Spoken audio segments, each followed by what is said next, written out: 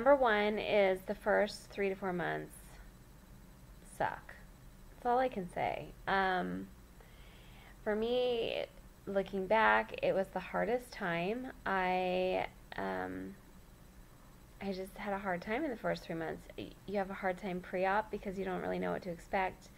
You have a hard time right after because you're like trying to figure things out, and the stalls are weird, and you expect to just be losing a ton of weight, and sometimes you stall and you don't.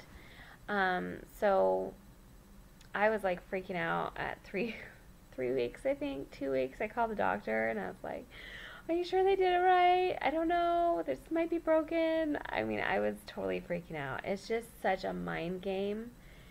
You just are afraid of failure, and you expect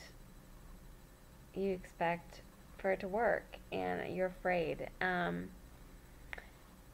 You're trying to figure out your food situation. You're like on liquids and then pureed and soft foods, and that all sucks. And then you're just trying to figure out how to eat once you're off that, and how to work out, and it's very confusing. So for me, I did not enjoy the first 3 to 4 months. It was difficult. And not that it's not difficult now, it's just different. So number two is walking is enough.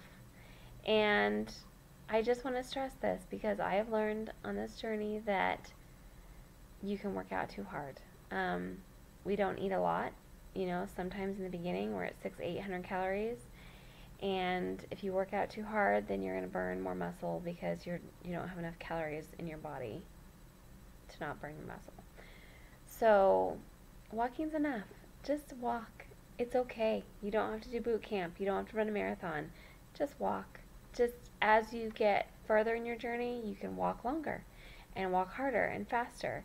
But in the beginning, just walk. It's okay. Number three for me is protein first. I've had to learn to eat protein first. That was always weird, to eat just that first.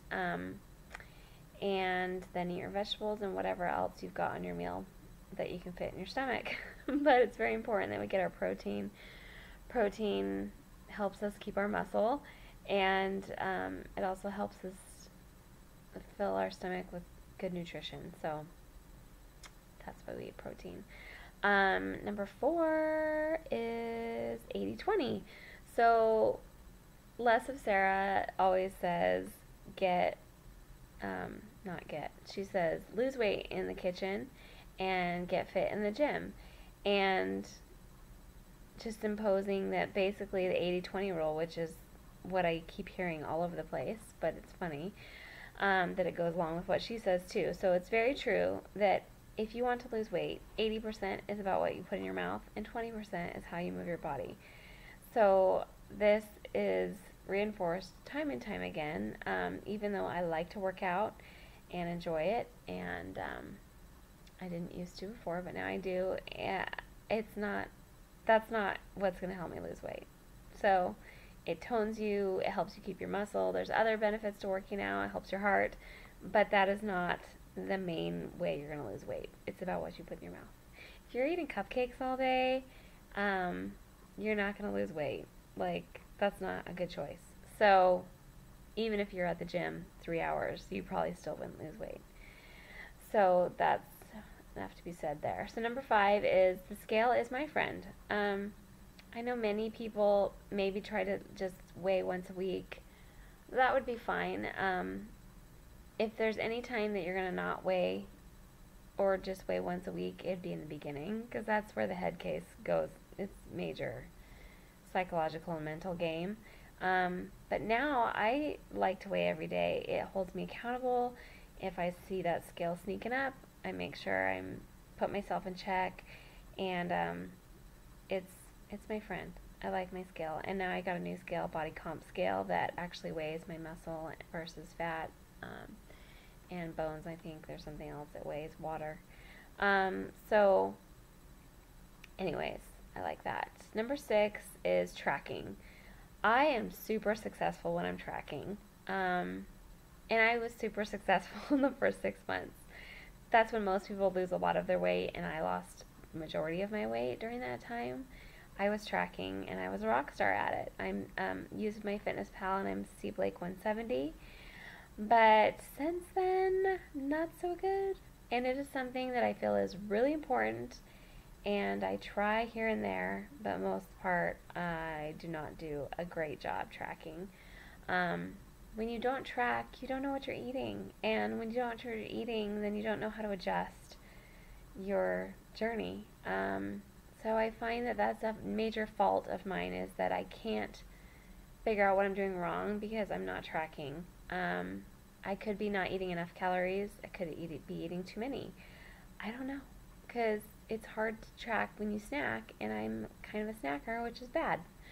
So, anyways, just that's something I've learned that's really important. And if you can do it as long as you can. Track, track, track, track, track.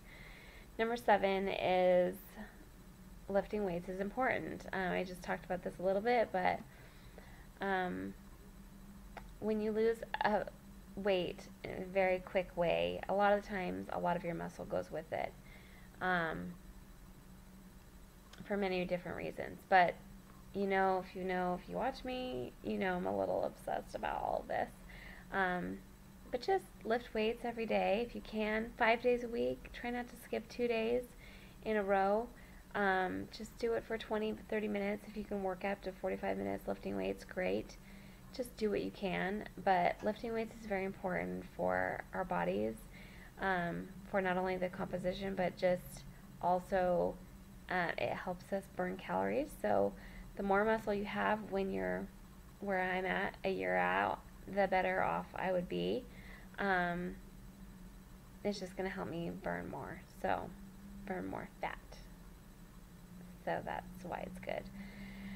It also weighs more than fat, muscle does, so just keep that in mind. If you're discouraged about a stall or something and you've been lifting a lot of weights, it could be that your body is changing. I lost 10% body fat in 1 month, and I stayed the same, which means I was retaining my muscle or building muscle. So that's good news, and you definitely want to do that if you can. Number 8 is have fun. It's okay to have a cupcake once in a while. It's okay to just enjoy the journey. There are times where you just don't want to think about it anymore. You're like, can I just have a break? The truth is, we made this decision and we've committed to this life. And it's important to think about it and be mindful about it all the time. But just remember to have fun and live your life. I think this is really important, and the more you can do it, the better. And if you need to celebrate, celebrate, and be one in the moment. But, yeah, that's all I have to say about that. I've learned it recently, and I just think it's very important to enjoy this journey as well as live it. Number 9 is trying versus doing. There is trying and there's doing. I went to the doctor this week, and it was my year checkup with the surgeon, and I said, how am I doing? What's my percentage that where I'm at, and compared to others? Am I normal, or how am I doing? Because we like to compare ourselves to others, right? And she said, you're good. You're 60%. Most slavers lose between 50 and 60%. So she said, you're good. And I was like, great. But I really want to lose like another 20, 30 pounds. And she's like, well, are you doing what you're supposed to be doing? And I was like, yeah, I think for the most part I am. She's like, well, have you been eating some carbs and sugar? And I was like, yeah, I think those have snuck back in more. They're not, I eat pretty well for the most part, but yeah, I do. I snack a little bit. And she's like, well, if you want to lose weight, just cut those out again. You know what to do. And I just looked at her and I was like, yeah, I do know what to do. And that really hit me. Like, it was just like a moment for me, because I realized along this journey that before it was so hard. Like, everything was so confusing, and I didn't know what diet to go on or anything like that. I'd work out, but it wasn't successful, and I your motivation's so difficult to keep, and if there's anything I've learned in this journey, it's that I know what to do. I know what to do, and that is so liberating, and I'm so grateful to have learned that, and it's just made me like so confident. It's made me understand my body. It's made me just realize that I know what to do. Like, if I want to lose that weight, I know that every single thing on this list, if I do it, I probably will. And if I don't, then I probably won't. And that, to me, if I gain, like, I think the whole time you're so scared of regaining your weight that it just kind of holds you back. It's like this fear in the pit of your stomach or your heart or whatever, what if you did all of this and then you fail in the end and you regain it? I think that at this point in my journey, I'm so confident in the steps that I've taken to get here that I've lost that fear because I know what to do. And that, to me, is worth every penny and everything that I've gone through, that I know what to do. And I'm so grateful for this blessing. Some people call it a tool. I call it a blessing because it is so great that I was able to do this and get the results.